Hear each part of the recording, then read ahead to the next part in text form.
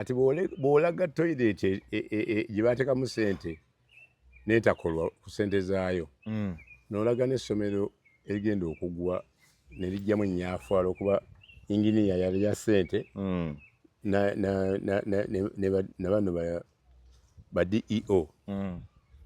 oba omulisaani inginiya oba omulisa gwe kikwatako oba kaawo bw'oba mu education oba omulisa ne minisita wa education bwekiri kakati awo wagenda okuva obuzibu sooka ombuulire olina kyogambye nti nno bw'ogenda n'olaga essomero n'olaga ebiremye mu masomero sente za grant baziridde tebazikozeseza bulungi tooyi biyungu ani gwoba omulisaamu tooki kuba gavumenti eno eyalayira luli yalayidde minisita eyaliko oluli nga bikolwa akyali mulamu mugonvugonvu naye waliwo omulala alimu ate baali bonna oba omulisaani Sirajja oyagala kugamba ki oba omulisaani oba omulisa obunafu obuli mu gavumenti eyiyo ey'emyaka 4 pulezidenti gy'abaddemu nga ye pulezidenti nga yateekawo UPE mwena basome EPA dobonkanye baleese CD schools nazo ogamba zifudde TDMS gwolooza oba okomyeko ono inginiya gw'osanze n'okwata oba okomye ku inginiya naye ne yali involved mu kukwata ssente ogenda ne commissioner w'amasomero inspector w'amasomero osibira ku kozi wabadde waliyo ne ba inspector nga bagalambula osibira ku minister wa education n'osibira ne ku president abalonda omutuuka kota ne minister wa education tosobola kumanya naye ekintu balamu kye batandise balinga nabbubi bagenda kukwata buno buswera kino ekinya kigenda kuyitamu tebalina bwe bajja kusanga minisita ng'ali involved bamukwateko naye ate bajja kusanga omuntu ng'alina akalandira kweyo ensonga bamusene ng'ekyabaddewo kati bombi nga bakwataganye nga kikwatagana ne Kasolo kiyingiddemu Kasolo honorable minister yabadde microfinance era abadde akwataganya nnyo ne PDM kati bazudde ensobi mu PDM Kasolo omukubye ku mutwe agamba mwannaye sooka olinde soke tumubuuze minisita omujivu agamba wati usokoko junior agamba nti nedda nze ebyo sibiriiko twazze kukwata babbi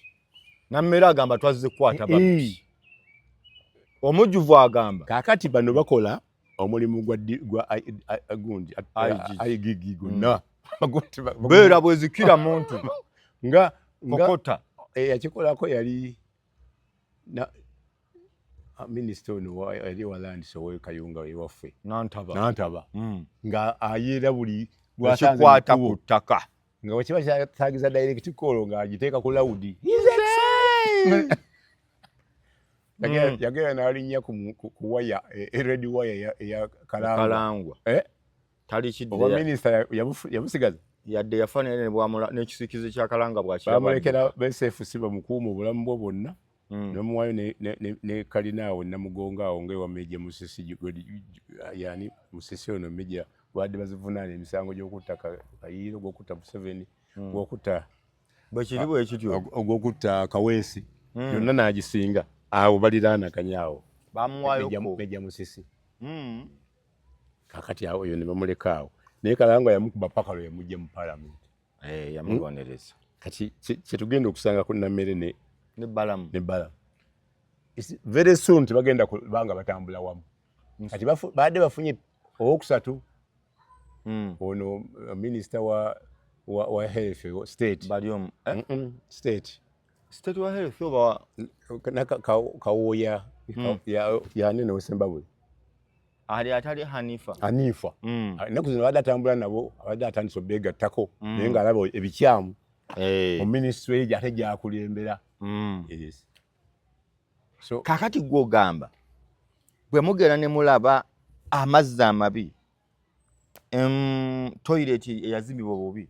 nalabayo ekiyungu nendabayoko ku ttooyi bagamba mpya bagamba ate eno yajjula ate yajjula gye mugamba yempya kamera zigenda okutuukayo nga yajjula n'okukala bo bagamba twagiggala twagifiisa naye ng'omusulo gukyatonya guyiika kati olwo oba oyingiridde inspector of schools nti obadde oinspectinga ki ebiseera bino obadde oinspectinga ki olwo nga babuuza eyamulonda minisita waabadde minister of education gyabadde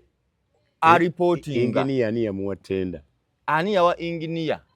ani yalambula emirimu gye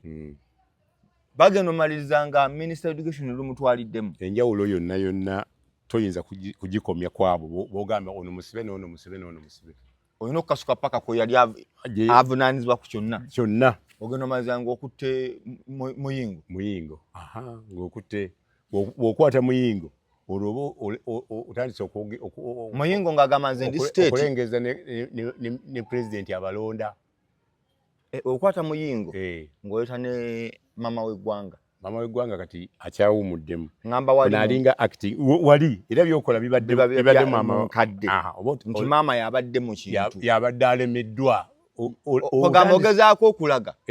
nti maama yalemwa minisitule ye otya buti kukyogera naye ng'oli mu kulaga nsi nti maama ono gwe tubadde ate waliwo gy'atajja na kugenda kati abadde bino simanyi ludda wakalamu Mbale wa Sironko atajja kugenda mu Western yakwate bantu module kayingidde wane kayingidde Masaka era bajja okukwata bwe obusomero obwo waliwo yagwidde uniform namba somero nti mwambala bitale ya aloza amasomero ameka agatayina uniform bwana asanga abatasoma kati bwana atandikanga waliwo omusajja yali akubanga embooka abaana batasoma Lwengo Mutabazi George Mutabazi yamalako ate naye yafaala ebisanja bibiri n'akomawo teyadda yavaako oba n'agenda kwemupya oba ne bamuwangula bwe bityo kaakati ono nammeere ayina akalandira ku bantu nti yalondebwa yadde ali mu kooti tetumanyi binaavaayo naye yalondebwa oli yali appointed ne president bw'avaawo n'agwa asigala balamu atali muwejjere balamu azitowa era abalibwa mu bazito musajja mukozi mugagga kaakati ajja kutuuka ku kiseera akyuke nambeene naye adde gy'avudde olomba mugambe dda ku nkondo alabe ebya balamu alambule ebya balamu agende ku nyumba za BM wano ofuna polote yagifuna otya tulage soosi olwo olutalo lwogenda okusanga wali tuyinza okufunayo akaseera nga nammeere ali mu kulaga bya balamu ne balamu aleete ng'atulaga bya nammeere wajja otya wano aleete bano abagamba emwanyi wano waleeta za kitundu zino tewazituusa wano weewolawo emmotoka simanyi tewasasula wagiteeka mu manya simanyi gaani bagenda kutuuka ku level baatuga wajja otunda soda mu bivulu misifire bw'ova mu soda tulage wafuna otya ssente nofuna ebizimbe banaasukkaawo taata n'atabakomako taata alina obbakita ng'abatuuza buli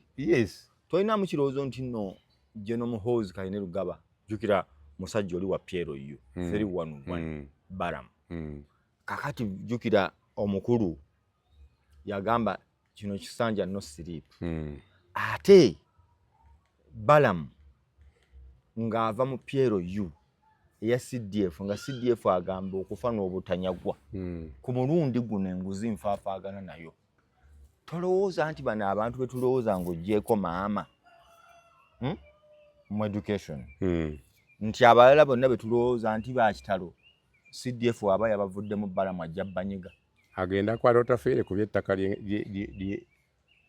lyeno liba muvunaana kuli government farm we bugolo obiwa liri eno buyukwe libadde nnyo mu mawulire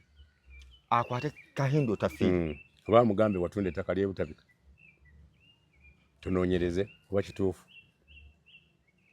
bali ku buno obuntu waliwo levo gye batagenda kukola ki kukwatako ekyokubiri nammeere alina privilege ti president amumanyi enkola ye kisooka nti amumanyi nti muyombiyombi amanyi nti zivaako era yagamba mwe mugamba no muyombi oyo gwe nalonda kyekyamunondesa kati nammere bw'ayomba n'ono pulezidenti asalako ne pulezidenti mu kuyomba kwe yagattako ne amount bw'aba alina kyakola first sign amanya nti oyo candidate wa balamu wange yoyo nga gwe bamuleetedde ono nga bamugyeko muganga kimeze oyo wa Piero Juma omusiraamu oyo kati abantu abo bakola idinga lwaki olowooza Muhoozi bwe yagenze e Rwanda teyagenze na kabineti bagende banoonye baministers abamu bagende bakoppe yagenze nga CDF naye mu bintu byeyakoze yalambudde n'ebikolebwayo nguudo bamutuuze ne ku mmotoka bwagala okufaana tukutuku ne bamulambuza ne bamuteeka ku bizimbe biki n'aba nga akoppa ku bizi agenda biimplementinga na Andrew Mwenda agenda kubiteeka mu nkola na Andrew Mwenda olowooza yandigenze n'abantu bano bekikwatako bwe ziba nguudo n'agenda n'owawaka bwe ziba ki n'agenda n'owawaka kati enguudo Balamu bw'ajja n'agamba president bw'ajja n'agamba nti ngobye bano bayinginiya n'engoba na bano era ababadde bakola bubi abakoma ku bayinginiya abo abatayogera ne ku minisita Katumba Wamala era nawulira ng'ayogera ne president yennyini bwe yali ayogera ku gundi Mubende Fort Portal Road nga afalaasira minisita omupya saagala obenga minisita babaddeko njagala oluguudo luno lukolebwe bulungi n'enguudo endala zonna kyekireeseemu ayigiggi n'agenda okulaba ebiremye n'azitambula naga nti mutuufu byendabye bimugamba mwakoze 49 bitono ddala agenda kuddayo mu ntebe akola assessment kuba yafunye bayinginiya ne bajjirako n'afuna abakwatibwako nga director wa KCC n'afuna ow'empigi kati byonna n'abikuŋŋaanya ate yagenze already alina information emala kati tugenda okulaba nga byonna bizingidde mu Katumba kyogamba ali mu katu tannaba kukavaamu Katumba Wamala lwaki kubanga ezo enguudo zikoleddwa ku gundi ye mu kisanja kye wano ku Centenary Park wano ku Electoral Commission ewa mukyala eyali mukyala na Nyakaana mukyala Kizito Charlotte entalo ezibaddewo zatandikira ku Jennifer Musisi Amelia kyambadde n'aziyingiramuko ne mujja muyingiramu Kamya n'azirekawo ne mujja muyingiramu Kayihura yali agenda bajjako ekiro abasaanyeewo waliwo yabeerera n'amaanyi amakambu president n'akiyingiramu yali azze kubagiza Ssebaana Kizito namubuulira nti Kayihura agenda kukugira n'atemamu SFCA agenda mugende mugobewo Kayihura ne bamugoba munoonyaki wano tyanki tubadde muveeyo mangu Sala n'awona ne bamugamba bate president n'akkaanya ne Sala kuba Sala mwana wa muntu we yali naye mwana wa muwanyi ate nga ba village mate ne Musisi Jennifer bonna bava gayaza kati n'abatuuza oba ba ogi ku kyalo kimu simanyi oba basomera wamu n'agamba nti gwe amazzi gayitewo gayitawo n'agamba amasannyalaze gayitewo gana amanene n'oluguudo luyitewo ettaka erisigadde wansi Sala bumuwe ekyapa akulaakulanyewo mugabane mutyo Ssebaana n'agezaako okukituukiriza kyokufuna ekyapa n'aleka nga tannakimuwa kati oba tuuka yunula okusasula Sala bamugamba ogenda kusasulwa biliyoni 7 ate bamusasulira ki nga bamugambye oluguudo luyitewo gwosigaze kyapa basasula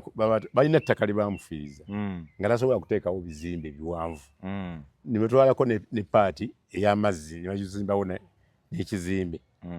kati n'oluguudo lugenda kutwalako ekyapa ne Kitugumu House ne yali Electoral Commission kati awo babasasula bonna n'abakitugumu bagenda basasula kakati oba mugamba biliyoni 7 abano bafwanda bamugamba zo ziri kuliko ziri emu gibajjeeko nga n'abagambibwa okugijjako mulimu Kagina eyali tannaba kulekulira mu biseera biringa ali mu URA minister koza abadde mu yabadde wa wakisi abadde ya UNRA yes kati Saala alwana kwezingira ekintu n'akibasuuza naye njagala oyogera ebintu nga bya ddala abantu amanya goyogerako manene njogera ku Saala Kizito ani otaddemu Kajina nenteekamu ne Katumba otekamu Katumba ogambye nti nga bagamba kati gwegenda okimaleyo kubanga benjogerako be babadde n'obuvunaanyizibwa mu nsonga eyo nabo basobola okuba nebaga nti nedda twamusasula baveyo bagaye twamusasula Saala bwe tutuukidde nga bagenda okuvaako baminisita nga tannasasulwa naye sente ze baga omusasula tazaagala takkaanya nazo ezivaayo ndala ezimutuusibwako nazo ndala era abadde atambula mu bakwatibwako ku nsonga namusange wajje no tukyamuzi ku nsonga ze zimu n'abiŋŋamba yampitako n'abiŋŋamba olutalo olwo ndulwanyi nnyo oluli munda okuviira ddala ku eryo n'ekiro ekyo Kayihura bwe bamusibirawo nava ku lumbe ne ŋŋenda ndaba zigenda maaso kuba nawulira muntu yantemyako tebagenda kugobawo bantu ba poliisi ba Kayihura abaali bagenda okugobawo hadi gundi lwamulema Saala yali agala kumenyawo kyeyakola kwe kumenya ennyumba ya Nyakaana ey'Ebugoloobi eri mu Lutobazi naye ng'ezaalimu zaali 10 nga mulimu neya Sebaana yali meya nga ziri mu layini y'emu nga bwe yamenya ey'okusoya n'amenya emu yokka yatuyita ssaawa 8 Jennifer twatuuka 12 ng'emenyeddwa n'abuukawo ezo zonna eziriwo awo kusoya tolaba ennyumba ziri mu Lutobazi n'agenda amenya ya muntu oyo omu eringa ku WBS ekiruyi Nakawa kati omusajja n'awaaba bamuliyirira Nyakaana owa wano owa soya wawa owokusoya ne bamuliyira wabaddewo Commonwealth ebadde awo lubadde lukiiko kyo lubadde kusoya yali atandise okuzzaawo KCC nebimenyawo naye emenya mu isolation nga bali mu layini emu nabali wonna okutuuka mu bannadduli awo wonna Lutobazi lwe lumu bo ne basigalawo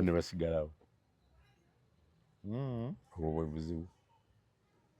Olutobazi oba balumanya batya nti luno lugendamu kuba waliwo zibagamba nti bazitongoza n'emikuwadde certificate nga batongeza ya Sudiru enowa ne Munyonyo twatuukayo nga ndi vice chairman yawe Makinde tugendayo ne building inspector netubayimiriza kasimu ne kavuye ne kagamba tubawadde eddakiika 5 okuva ku nsonga eyo temwemalira obudde netuvaayo era emmotoka ne zigenda Nyakaana y'omu yali agenda ku stretch yemu ne bamugamba stop here oyingirira obutonde bw'ensi nga bali obwa Sudiru ne babuleka abutwale n'asomba n'ettaka n'ayiwa omu ekyo kyekifo kyokka ekijjamu abagenyi abakulu abajja mu Uganda ekya Sudiru nga n'entebe eriyo hoteri ezifaana enneneko bwe zityo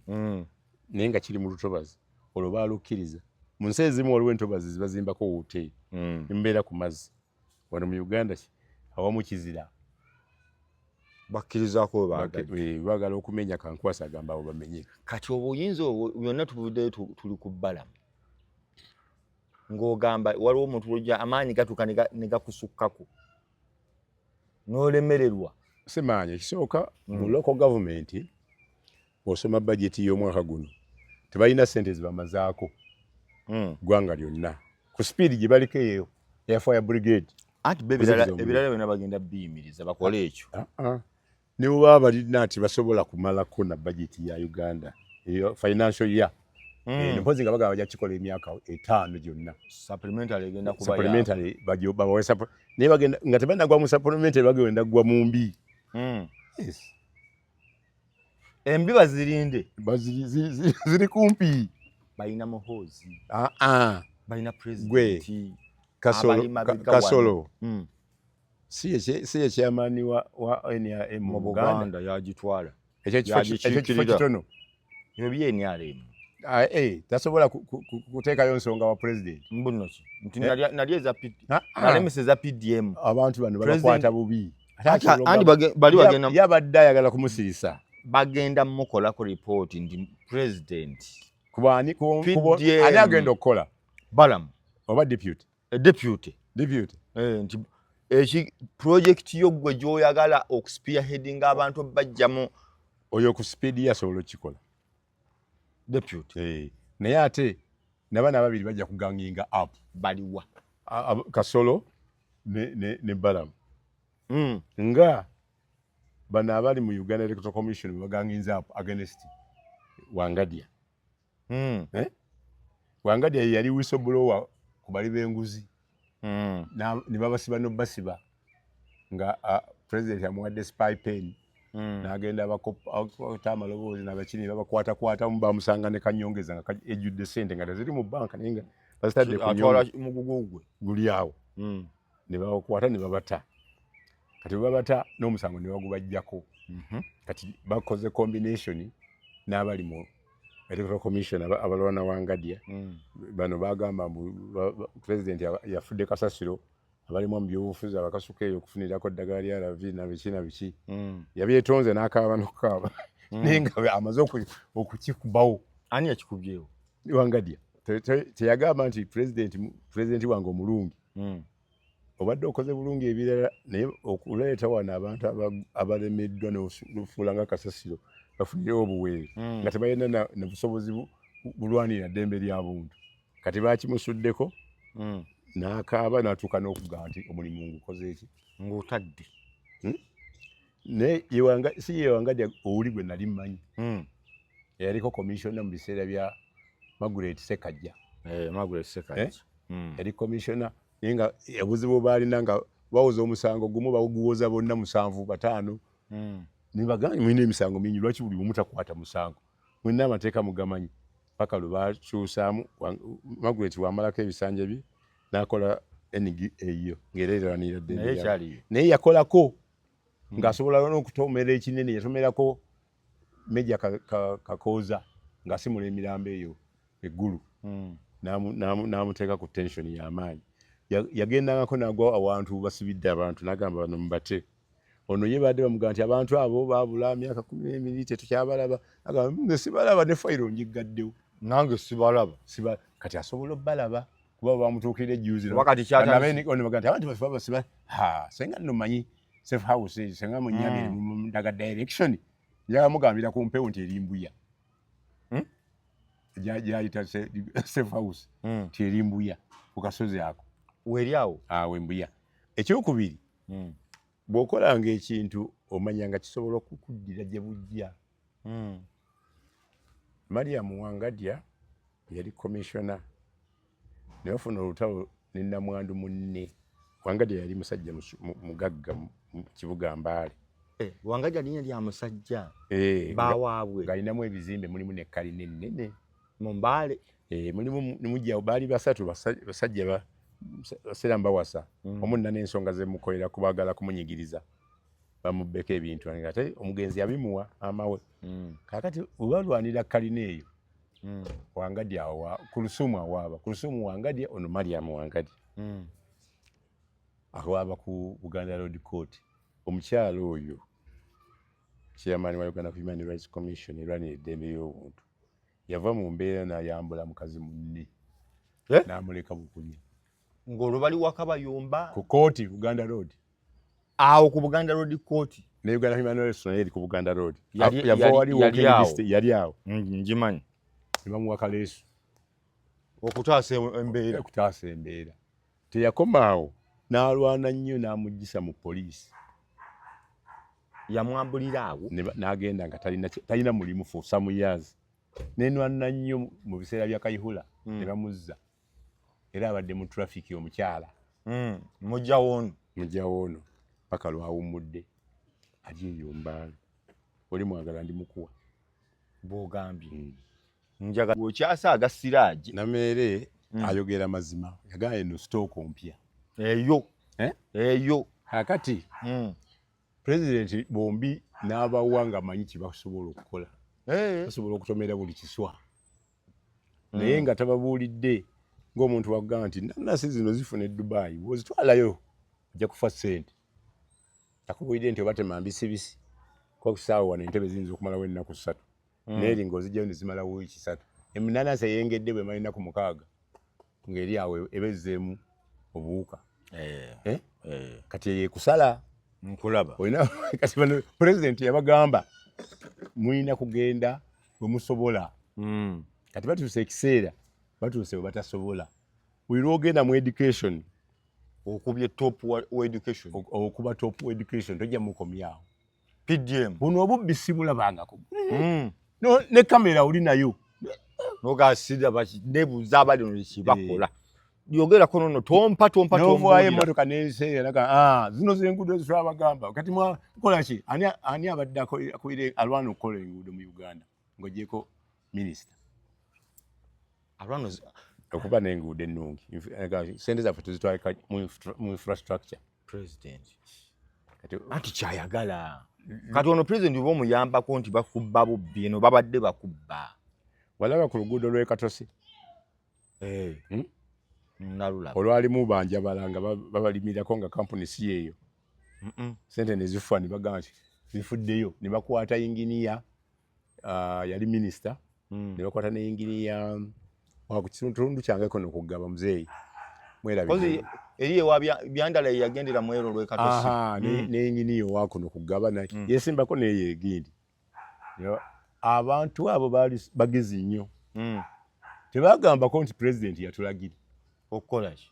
nti abantu abo mu bakozese mu basasula basirika kisiiri era ne bawona kisiiri era omu bwe yawona baali baganamu waawo obwa inginiya mu KCCA bagenda okutuula kimeze inginiya kimeze mulirwana wange wano ng'emyaka gye gikoze eki era nabagamba inginiya kimeze noono babadde bakozi nnyo mu wakisi naye nga bavudde mu kooti olw'emirimu gigadibyengali ate no nga baagala kubasiima. Kati gwe nga president yagenda obbasiima yennyini bw'oba oyera toyereramu nangatto ya mukamaawo n'ogisiimu enfuufu kubanga oyagala naye mukama waffe yatutuma kati ampozi atuwa lisiti y'abantu nti ono abasigadde mukole n'atandikira awo. Yabatuma naye tabagamba nti mukole kye mwagala. Bwe yabatuma okugaba amabaati Karamoja abangi abaagafunako obukyamu abanyigirizibwa baali bameka. Nalaba ono Nanduttu waffe ne mukama we oba n'ekitutu kati saga y'amabaati yali yakatuuka awo. Speaker right on speaker nagaba naye buli omu yeetikka omusalaba gwe buli yabbye amabaati ye amanyi bwagenda okuwoza nze temubinteekamu nga buli mu nsi yonna erowooza nti naye ali kiriini. Pulezidenti bw'amala okugamba nti buli yakwata ku bbaati eri alizze tebagaza baagaza Triple A yagazza yagabuukinga eri gye bagakolera vocha nebula nagaddamu nga gaguze emitwalo 3,200 bagamuguza emitwalo 3,400 nga gaalinnye beeyi yalinnye kati wokomeddewo ebbeeyi erinnya none yagamba nti nze nazuukuse ku makya n'ensanga ekitereke nga kigwa mu compound yange Minister of Finance Kasai ate n'ensangibwa nga ngeetaaga nga ndi bubi ennyonta y'amabaati ennuma amala bagajjanga eyo ku kyaki nga Katikkiro yennyini yagagabyeyo ayise Musewungu n'abalala nebagagabira kyaki. Abantu gwe mmanyiiko ataagaza yali mukwano gwange nange mukwano gwange Rebecca Kadaga yagamba nze nateekayo dda vocha nga njagala LFS sente yezimbwe bwe baagaleeta tebandaga nti ga Karamoja naye nga bakugambako nti Karamoja baagala amabaati bagasabako bo baagala nte zaabwe ziwababbako n'ebikola ku nte bamanyidde ennyumba za ssubi kati gwe yagala kubateeka ku stage yaki balina okula baagala golodi waabwe obawe sente bakulaakulanye Karamoja era senga obawa mu mabo bawa ne obawa 20% tojja kusanga mu Karamoja ku street tebajja kudda kusaba amabaati tebagasabanga nako nekati wogendayo basaba nti okay eyo njagala kuvaayo wakonyeko Katonda naye nkuddira General Muhoozi Kainerugaba yeetadde mu ddene lwabadde lwa mukaaga n'agwa mu kibuga Kigali ekya Rwanda n'asisinkana president waayo n'asisinkana CDF waayo n'alambula ebintu ebyenjawulo. Olugendo lwa General Muhoozi e Rwanda olulaba otya era olwogerako ki? Ekisookera ddala ekikulu nga CDF lwagala kunyweza byakwerinda mu mawanga gombi, Rwanda ne Uganda. Wabaddewo obuzibu oba just bwaliwoko era netuggala n'ensalo 2018 bapulezidenti abawerako batuuka ne balemwa ne pulezidenti ono gwe tuliko n'alemwa ensalo ne zigaana. Yali General Muhoozi yagendayo nabaziggula. Omuyita muntu wa muzannyo. Kyoga Muhoozi, General Muhoozi ku level yokwali. Omuteeka ku level ki? Eno bamutugamba babumanyira step. Waliwo pulezidenti ng'alayira omwaka guno. Nali ndabako ebimu. Ku TV. Naliyo kone kololo. Pulezidenti bw'alayira. Kooti gundi zino zibamuwa instruments of power. Azikwasa omuyambi we. N'azitwala mu sitowa ne bazitereka. Ku luno 2026 we yamala oziraga mu bwati n'azikwasa CDF. Oli wakubirya ng'ambe ekintu ekyo. Instrument of power ozimanyi. Nti zibe nga bw'olaba speaker nti ze zikuwa obuyinza mu bufunze. Guno omuggo gwaba nagwo ogukuumwa sergeant of arms ne ku speaker ya parliament bw'ogutwala obuyinza obwobututte. Nga ne kabaka wawalayira waliwo ebibindu olutalo lwesimanyi lubindu alwana nnyo okulaba ne Katikkiro nga bamulooza alwana nnyo okulaba nga yalulina damula bagikutwalako oba olamula ki? Kyobalaba batugamba Amini yaddukana sitampu yaddukana ki? Yaddukana erimu ku instruments nga zitegeeza obuyinza abulina. Kaakati bw'obaba bawadde president gundi CDF instruments yazikwata n'azikwasa Muhoozi President Museveni. Era okuva awo tewali amanyi gye ziri.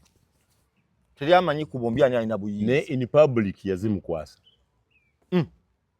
Kati asobola okukola ekintu nga teyeebuuzizzaako kuba zirina. Anti azirina mu nzikiza. Bazimuwa mutaala musananga. Bwe bazimuwa it was not pronounced publicly. Emirundi emeka nga bazimukwasa? Emirundi president gyalayidde. Guno gwokka. Kati egwo kitegeeramu. Naye anti giri tabadde CDF. Ate wano CDF yali ku mwanjo emikolo gimusembeza. Giri teyali CDF. Ogenderanga nnyo ebigambo bya pulezidenti. Waliwo yagamba nti mwogera nnyo ku mwana oyo nti ayogera ali nnyo ku X egundi naye bamusibako omwenge bamusibako buli kibi bamulengeza abikola yes naye waliwo byaleeta nga bituufu. Ekyo president yakyogera. Waliwo byaleeta nga bituufu ate nga waliwo lwajja n'amuga nti oyambye nnyo eggwanga lino mu nsonga nnyingi. President nga yagamba yebaza omwana. Waliwo lwakwata omuntu nga teyeebuuza ku mumunoonya naga nze mulina wano. Nze mulina. Amulina ngaani? CDF. Bwe yajja e Kampala n'agamba abajaasi bagenda kukola enguudo zino alambula mu Kampala. Tebakubamu ebiraka ne bivaamu naye nga abawadde omulimu. Emirimu egisinga gikolebwa engineering brigade malwaliro ki oli sure banga bazimba naye ate enzimba yaabwe tebakkiriza kuzimba referral hospital y'Embuye ate ne bapangisa kampuni ndala. Siraj ate ezo sente ozisasulirawo teringa zino engineer ti mamuwaddeko ekitundu contract highway simanyi Chengera Mpigi Highway Express bagambye abagikola abachina nti fe batuwaako ezo era gwe mulimu gutwakola gwe twakakola naye ono bw'alagira ekigambo kijja kuba yagamba okulonda kwonna kugenda okubaawo ntuule waka. Yagamba ereka commission ino obuyinza obukuuma akalulu kamu saagala kulaba nga mukola ki. Yagamba ki? Ntuule waka. Baani? Mmwe. Bw'omala okulonda ddayo. Bw'omala okulonda tambula olinda amawulire byabakama oba ebirango bye. Awo tolinawo mulimu. gwa tulagidde okuyoola kasasiro mu ggwanga lyonna. Nabbanja Honorable Super Prime Minister Nabbanja yatulagidde kiragiro kyavudde mbuya teeka era bamaze okiragira n'alinnya ennyonyi bwe tubadde tulongoosa nga tumulinda ajja tuwe vibe yalongoosaako bwe yamala okulagira okulongoosa n'alinnyirawo naye teyamalawo teyamanyi kyaddirira kasasiro yonna nga bwe twamugya eri nga tulinda olunaku oluddawo nakati akyali kibatoddeko tekinnawera na 20% kuba kasasulako ate ekyo kibuga kimu njagala kubuuza ekyo kitegeeza nti yalagira nga talina technical person balaze kuleeta money power emugjawo nga bayoola kwate tutandise okufuna kiteezi mu bitundu ebimu kasasira asusse entu ate bakyamuleeta kuba olwedde obayiwawo nga tonnamugjawo oba obalagidde muyiwengaawo kapa suula senga enkuba ejja bweti enejja mu guno omwezi ogutugendamu naye kati bano abakulu b'ebitundu mu abaloko gavumenti ebyo Balamu ne byalinda bamugambe nti lagira ofiisi zo zitujjemu kasasiro oyo kakati ono akola ku birala naye balina omukyekinga wano loko gavumenti yevunaanyizibwa ti KCC nti nga Balamu akyali Masaka nga tezinnaba kujjawo kasasiro tosobola kugenda kuggala tooyi ziri kuba olwedde enguudo kati zisinga tooyi abantu basitamawo kyogambe essaawa eno Balamu naye ate tumubanja kasasiro gwe yalese ku nguudo alina kufuna muntu amukyekinga bwe tujja okugendera mu kakebere buli omu ba mukebere senga tunaddamu okuyoola ogwokubiri abantu bakulaze nti bali patriotic kiwa bakubye embooko balina embooko be yayiseeko waliwo n'abalambuzi basibidde ku nsalo ekisolo motoka nga 5 nezigana okuyingira sene nituzifiirwa ate abo betwalabyeko ku kamera naye nga kyabadde at least amagye kakiri n'alabye gavuddeyo ne geegatta mu bantu ne bayoola saalabye ku bapoliisi bitundu bingi okugyako okuba abantu embooko kitegeeza nti ab'amagye basinze discipline mu exercise eno abantu onzizayo Rwanda ate amagye gasinze discipline ng'ewaabwe wenyini amapoliisi nayiseeko enaggulu nempitako wano esambya obukyafu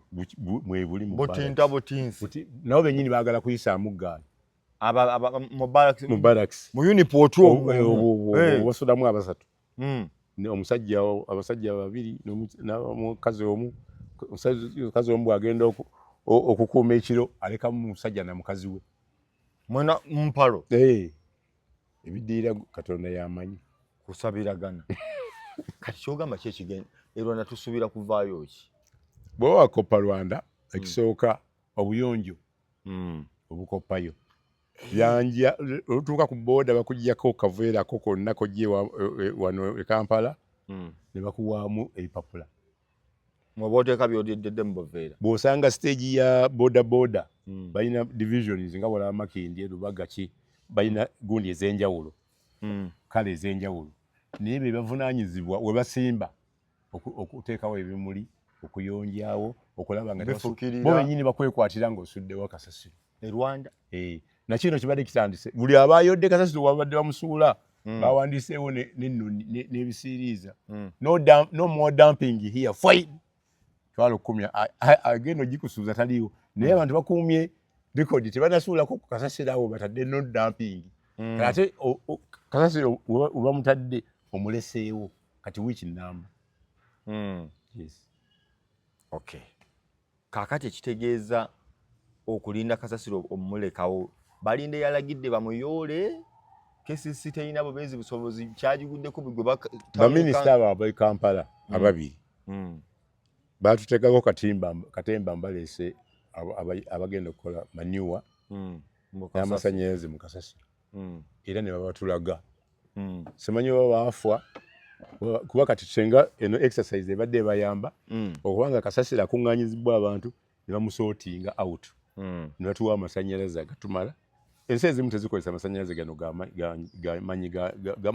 gamazzi zikozesa kasasiro n'ebirala ge bayita hydro ne tuba nga tufunamu ebijimusa twandibadde tuli ba mulembe ne kati wobuuza kyofa tolagabye gundi giyatembeeta n'agikwasa ne prime minister bagenda ne Bulaya ne basoma ebintu ebyokufa musomo ku musomo baabo Germany simanya India simanya neno gye baagula baagala kuvaayo nti ate waliyo ebizibu eno ng'oyikutte Lwebulenga. Okay, kati kasasiro tulina motoka zimutwala zimala tetulina we tumuyiwa tumala eri emukono baatugaanayo waliyo ettaka lya Kasisi waliyo Nakawuka eyo ettaka lya State Council baali kati awo gundi we yabadde ateeka amaanyi Balamu office ye naye ekoliko ku mirimu gyayo egyayo egirese Kasasiro olina gwe tulaba mu gundi local government KCC Kampala yokka yeri under president's office Wakiso Mpigi local government Wakiso KCC bagirekawo specifically nge reporting of president kuba yamulema okutwala aga kanjitwale ne ba director 10 kanjise muteeka side secretary itwale ne executive director ne deputy we bale musajja omuwanga Kivumbi aliwa twogera ku lunaku muwanga Kivumbi aliwa ale musajja wange Elias Lukwago omusajja bambi mulwadde agwawo Lukwago abalamuzi tebakyalina kisa buzibuki no abalamuzi bafuuka abamu bafuuka bakadasi batya kubanga waliwo kye bayita mandatory bail ng'omuntu awezezza ennaku bwe ziti nga tekiriiko kulagira message senga yava dda mu kkomera senga waliwo abalamuzi bagamba ku misango ki ne weba treason message sigwe gusoso omuta ku treason bagamba nti babadde awoza ava munda alina treason eziweze 10 nga mulimu ne rape abadde awufuna bail n'avaayo ekyokubiri tolina rekodi nti bail gye bamuwaako waliwo omusango ogwamusinga kati ono Lukwa gundi ani Muwanga Kivu ne Elias Lukwago Elias Lukwago yandibadde yafuna dda bail olwa health condition bail condition zitera kuba bbiri advanced age ne health condition report eva emulago eraga jasaana kyuma kuddamu kimusesetule gwonyongeddeko n'okuŋŋamba nti ali mu bulabe obwa TB TB kalwadde kabi era gavumenti ekajjanjabira bwereere era mubigambo olina okumira empeke ennaku 6 bw'oyosaamu dda ku mpiso oba oziddamu zonna mu bigambo byo byennyini nga mulaba ayogera ng'asaba Lord amuyambi at least bamutwale Mulago kati bwe baasaba habeas corpus omulamuzi n'atiitira n'agamba yandibadde njimuwa naye kampeeyo omukisa gumu abapoliisi bagezeeko okunoonya baweeyo paka bwe ziti batubuulire wawaali kuba simanyi kati wendagira we bali naye bulijjo balagira nga tebamanyi na muntu waali ne bayita CDF ne bayita inspector general ne bagamba muleeti mulamu oba muki mufu ebifaananyi bitambulira ku social media nti bamukubye neyo fesi n'ewulubala ani Muwanga Kivumbi bya IT bya AI teri ngeri gye bakubira mbuya esaati n'osigala nga suuti enyirira tekuli yadde ettondo ly'omusaala naye mbuya eyo bakubira ate bwa baamukuba kitegeeza atulugunyiriddwa okusinga kino kye balaga fesi nga baagala alikavalinge alyoka aveeyo kyekiyinza okuba nga kimubuza ng'alabikako otherwise waali bw'ombuuza nti aliwa siyinza kugaa nti aliwa kuba emirundi mingi CDF abadde atubeera wakisa agamba nti nakutembwa nakutte this fool eri wano pampa yakazigira ziwedde nawo bamukubenda musibye busibi pampa yefukira bwaddawo avaawo bwaddawo abantu bangi abakulembeze abakwata abantu ekivandulo ne babasiba kimugumu naye tebakkirizangako nti tubalina mukandako banyigiriza ono akoze rekodi nti ali sinsiya bw'aba yagadde okubabuulira ate ababuulira n'ensonga senga mukyala wange omulungi Charlotte teyaŋŋambye senga kiki gwe Muwanga gwe kati gundi Ibrahim Ssemujju gwoddako Ssemujju mulabako kabone mu Uganda ali kuumula yasembayo okututegeeza nti ali kuumula n'atugamba avuddeyo ali ku muliraano amapya gagamba nti ennyumba eri enkulu eri for sale n'endala eri awo commercial building ekireka ayagala kuzitunda abalina sente bano bajangu era gwe oba olina bwe manyi n'abagaga ali ku roaming osobola omufuna bintu biri kaali bwe bityo biri kaali ate asobola kugumira mukka mufumira avaamu n'agenda mu nnimiro takula ku mmwanyi n'aziwa wagulira kati Ssemujju naye awagulira ku mmwanyi njagala kuwunza abalala abasigadde be bamentioninga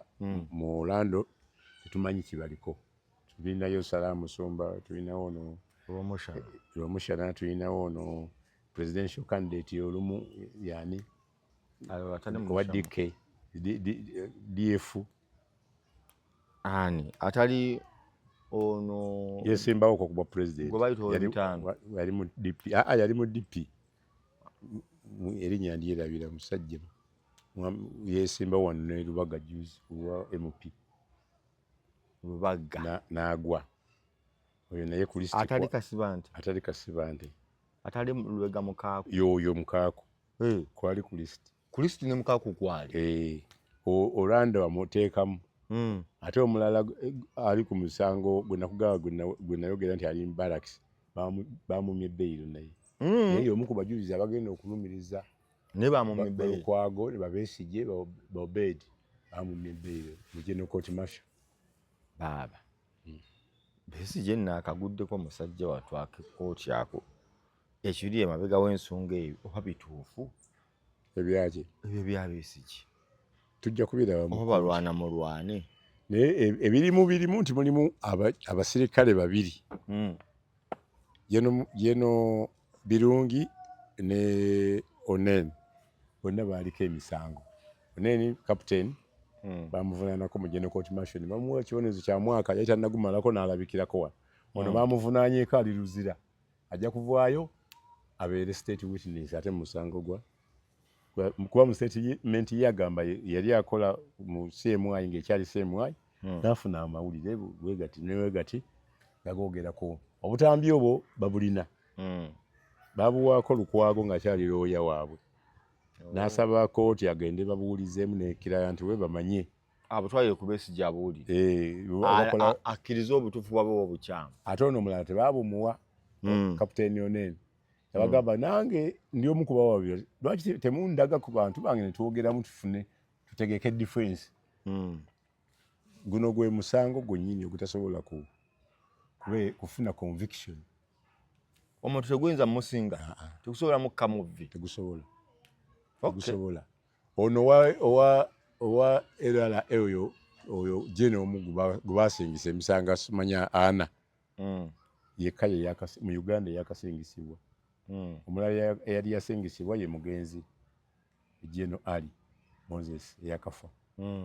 bagumusingisa naye we yajulira n'aleeta senior counsel Henry Kayondo naye ogovataaninga n'akomawo n'akola mugundi mu gavumenti kati baalaba nga alina amagye gayagala okutendeka okusalako West Nile ng'akolagana n'amagye gali Congo Moses Ali tebaamunoonayo kuba Amini we yamugoba ku finance yagenda eyo ajumanyi namusindikira yagoba waaki alina bye yakola naye yali kabaka nga oyagala ogenda ebweru akukkiriza oba n'akuwa ne ssente pulezidenti bwagamba nti zino ennyonyi tuzigule satellite tugigule nga talwawo ng'akuta ssente zituukirawo mu naye bwe yatandika naye okulaba enfuga embi ey'Amini n'amugoba bwe yagenda ajumanyi n'amusindikira abasirikale 10 bamukwate bonna n'abatta byaddala naye mukwano gwa byogera president tasobola yamuyita mu State House ne bamukwatira awo ne bamuteekako ogwo omusango era bwe yavaayo n'ayatula n'agamba kufiira mu kitooke kya Gonja kikyaddamu kugira ne bakola endagaano empandiike teri kungoma ku bwa minisita ne bwe bamuwangula omulundi ogwasooka bamutemerako akawujuuju bagendera awo komerawo wano nga bakatemera ku Olanyanga bakatemera ku Tafire nga 12 ezo zikumala n'okuguni Nobert Mao bamutemera endagaano yokka president yatuukiriza okuba bagikola paka mu kufa era yayogedde n'agamba omusajja wange namusanga Libya n'atugatta n'atuconnectinga ku mmundu kiki akulakulanyiza ekitundu kye abadde ambeeba kino n'azijja eyo kyova nti eri abadde ne base nene nga ne bwe yandibadde ayavula bwavuzi bandimulonze mu dakiika 2 NTV amawulire agali mu nkuubo Nation Media yandidda ku mpewo wagawuliddeko ejja kudda era gundi yatusuubiza namayanja yagamba nti temusamwasamwa nabe tujja bawulira ekituufu bwe baali bateesa ate teyaliiyo ate atuwulira ekituufu ye Andrew Mwenda tuteesa waliwo kino kyetubasaba baagala akole overhaul mu ba editors bonna. Ani akola? Ono Omutanzania yakagigula yagijja ku Aga Khan kyabadde yagaanyi kati wabanga waliwo weyaseseetuse ejja kudda naye nga teri mu full package ng'eri ebaddewo ejja gisanga nga teyawukana na New Vision monitor nga NTV teyawukana na UBC abalonzi basalewo ate probably Vision eyinza n'okuggalawo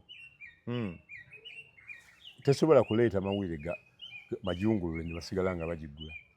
ate yandibadde eyimirirawo ku birango gavumenti yabaninga ebirango mu papa naddala eyo ne opposition kuba ebirango bye biyimirizaawo ki obadde otegeeza monitor si Vision mputegeeza monitor tesobola kuyimirirawo ng'ogamba eyinza okuggalawo writing policy bwegikyusa eggalawo nga red paper bwegiyimirirako era bajja kuddamu bagikoleki bagigale kati eyiza Omutanzania okunoonya ekibanja ekirala atulekere Spark ekube music ne NTV ng'etukolera olugambo ng'etukolera lugambo kazannyo ku kazannyo awo teri ajja ne wano ng'egenda mu serious mawulire agabbalamu n'abalala hard talk tesobola kudda naye tubayozayoza okulwana sirwetala olusobola okuguddamu okuggulwawo tulinde product esooka of course abantu badde bawubaala nga ne Vision eri mu katale yokka naye ng'ediba yes olabiteekamu nekimagazini ekyobwere ekiro ne bisigala nga bizzeeyo bingi abantu kati bali naye bannayuganda si basomi b'amawulire bantu tebalina reading culture ba TikTok y'ensonga lwaki olaba amawulire ago ku street nga bagateekako bustepola oli ageyazika n'asomamu n'akuwayo ebitabo tebasoma namu bageyazika kulaba bifaananyi afungula bufunguzi n'alaba omutwe ate byasoma oluusi abisanze ku gundi ku TikTok ayagala kukakasa butuufu kasita aba ne data we aba amaze